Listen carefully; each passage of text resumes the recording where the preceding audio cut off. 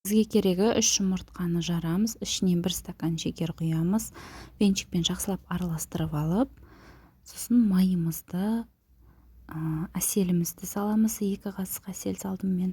Сосын разрыхителімізді салып, жақсылап венчикпен араластырып, ұнымызды салып, жұмсақ эластичный қамыр илейтін боламыз. Қатты болып қалмау керек қамырымыз, жұмсақ болу керек видеодағыдай. Енді креміміз. Кремге жарты литр сүт құйдым, оған 1 стакан шекер және жарты пиала ұн салдым. Жақсылап ұнымыз ерігенше араластырып, жай отта, баяу отта жақсылап қоюланғанша араластырып қайнатып аламыз. Енді қамырымызды 3 бөлікке бөлеміз. Үлкен-үлкен 3 бөлік және кіші 1 бөлікке.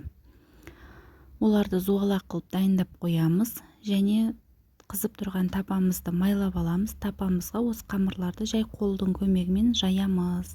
Жай бассаңыздар өзі жайылып кетеді. Духовкада 180 градуста 10-15 минутта тез дайын болады.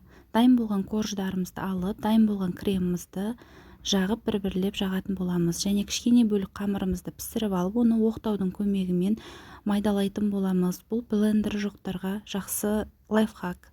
Және осы үгітіндімізді медовыйдың үстіне шашамыз, пышақпен әрлейміз. Медовый дайын.